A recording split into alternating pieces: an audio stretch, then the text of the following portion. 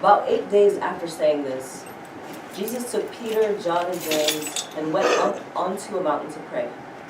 While Jesus was praying, his face changed in appearance, and the clothes he wore became dazzlingly white. Suddenly, two people were there talking with Jesus, Moses and Elijah. They appeared in glory and spoke of the prophecy that Jesus was about to fulfill in Jerusalem. Peter and the others had already fallen into a deep sleep, but awakening, they saw Jesus' glory and the two people who were standing next to him. When the two were leaving, Peter said to Jesus, "Rabbi, how good it is for us to be here. Let's set up 3 tents, one for you, one for Moses, and one for Elijah." Peter didn't really know what he was saying. While Peter was speaking, a cloud came and overshadowed them, and the disciples grew fearful as the others entered it. Then from the cloud came a voice which said, "This is my own, my chosen one. Listen to him." When the voice finished speaking, they saw no one but Jesus standing there.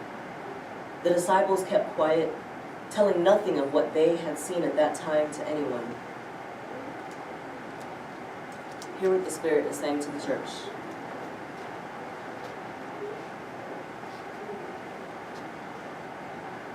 Let's pray. Gracious God, let the words of my mouth and the meditation of our hearts be acceptable to you, our rock and our Redeemer. Amen. On countless summer evenings, many children all around the world become enamored with the little critters called lightning bugs or fireflies or whatever it is that you call them. These bugs are so fascinating, and I can't think of anything like them in nature. Just as the skies darken, one is able to begin seeing their greenish glows flashing all over the place. The darker the evening gets, the brighter and more entrancing these bugs can be. It's easy to lose oneself watching these bugs lazily fly around and intermittently glow their little butts, seconds at a time. Like many youths across the world, a common response is to grab a jar, poke holes in the lid, and capture these fascinating creatures so they can be examined even closer. We catch them and put them in a clear jar so we can maybe see more clearly just how the mysterious glow works. At a minimum, we're able to take the magically glowing beings with this glow into our darkened rooms after lights out. Or what about caterpillars? The many times we encounter one, we have this strong desire to capture it in a container and feed it grass and watch it grow and eventually cocoon itself.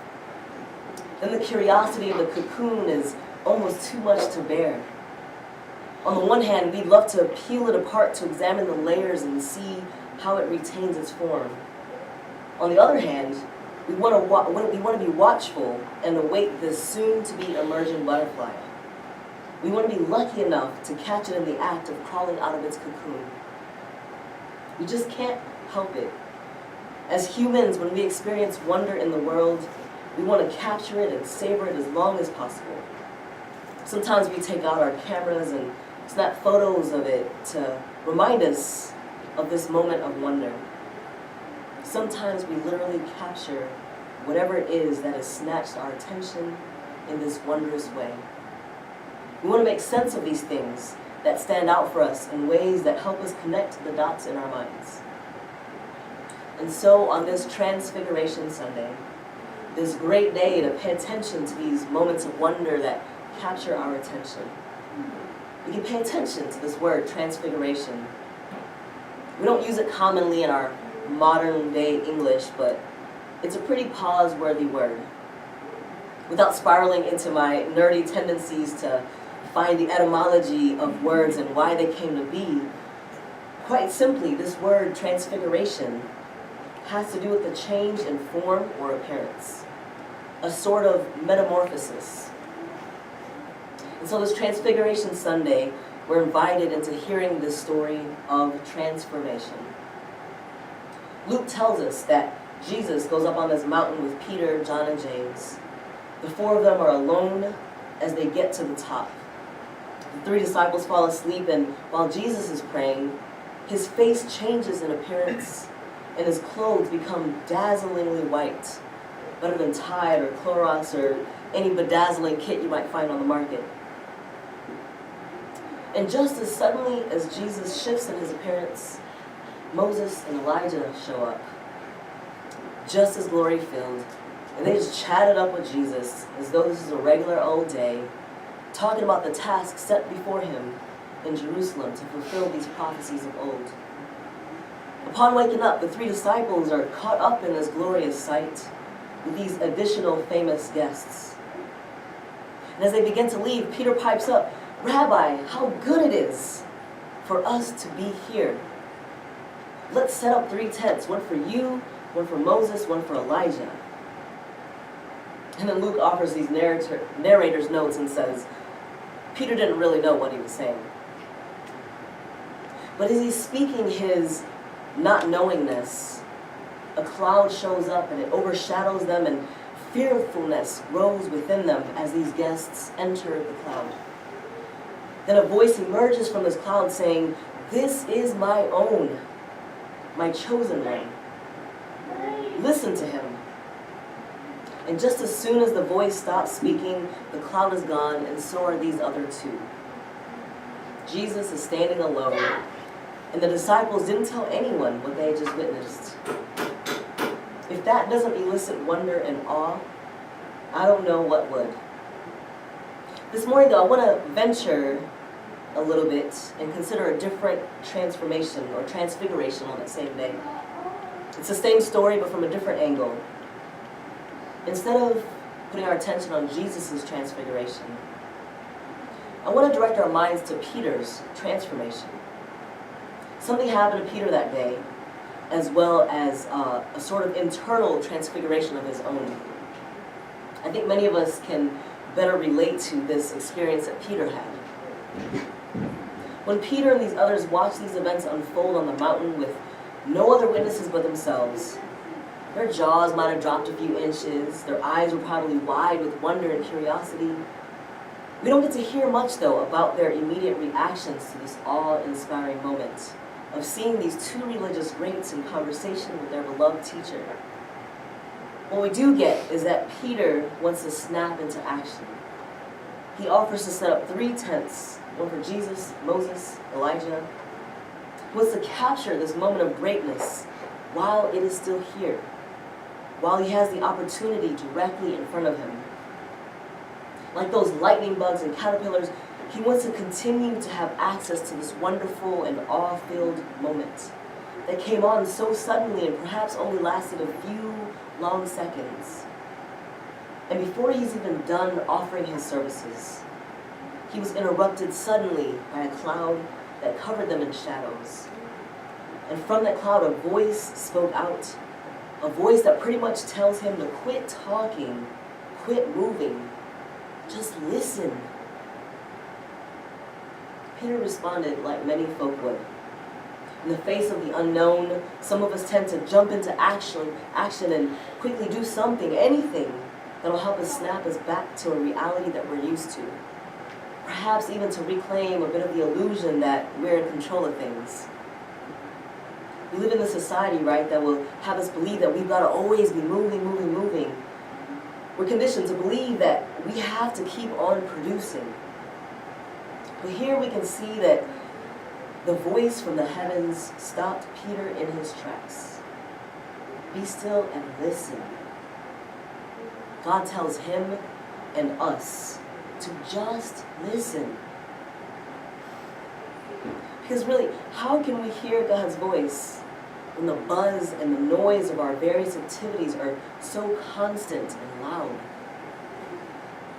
That is one of the hardest parts for many of us. I know I'm not exempt from this societal pressures to always be moving, always trying to work towards something. It becomes even more of a challenge because some of us, for a whole range of reasons, aren't as actively contributing to the busyness of society. Unfortunately, then, we continue to carry this reality with shame. But today, I want to remind us that it is perfectly good and it is perfectly right to just be still. God is still speaking, we love to say in the UCC, but are we still enough to listen? We don't always have to capture what I call God moments, those times in our lives when we encounter God in a variety of ways. We don't have to bottle our God moments to make them persist at our own convenience. In fact, if our example of lightning bugs and caterpillars are any indicator, more often than not, capturing these wondrous things often leads to their demise. Some things just are not meant to be contained. And so it is with Peter, who wanted to essentially create dwellings to contain the awesomeness that he had just experienced. Of course he means well. He wants to capture this God moment in the form of 3 tents in that particular location. And even if Peter had gotten the opportunity to set up those tents, it really wouldn't have been effective to capture those God moments he was experiencing. He would have been distracted with finding the flattest spots and fetching the tents and the stakes and all the materials, and he would have completely missed just being present to take in those moments. We're reminded that there are times to do, and there are also many more times to just be. At those moments of just being on that mountain, Peter recognized that this was not an ordinary ministry moment. This was most certainly a God moment, a time in his life when he was so extremely aware of God's presence that it somehow changed him. We may very well be so full of awe and even be terrified as those disciples were. We may be so in need of God's presence, yet when we become aware of it, we become fearful for what changes may come after an encounter with God. Both the awe and the fear are very real and very common. We can easily identify the awe we feel when we encounter God in various ways in our world. But then many times out of fear, we do our best to capture these God moments in ways that we find familiar. It takes away the unsettled feeling of God moments changing us in ways that we're just not ready to be changed.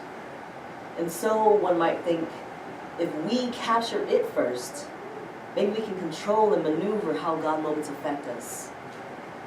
Unfortunately, that's not how it works. I feel adventurous enough to say that this story of transfiguration is definitely about Jesus, but it's also about Peter and the other disciples. Peter helps remind us that instead of trying so hard to produce one thing or another, maybe we can instead allow God to produce something in us.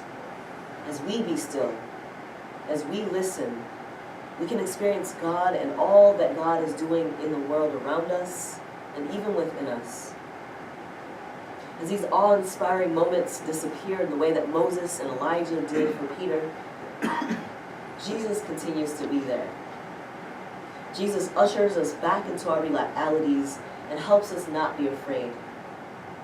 We may have just had the most remarkable encounter with God that leaves us wondering if it even happened.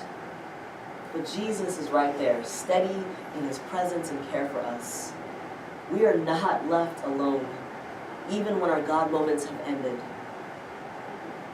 So let's put away our jars with holes in the lid and stop living as human doings and instead live into the human beings that we're called to be.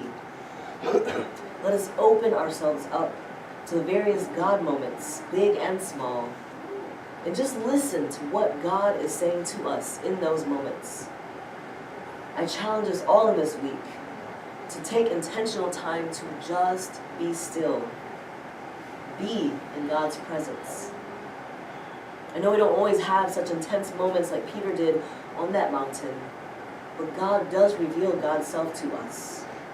So let's see what new places and new things we might discover. Be still. Listen. Amen.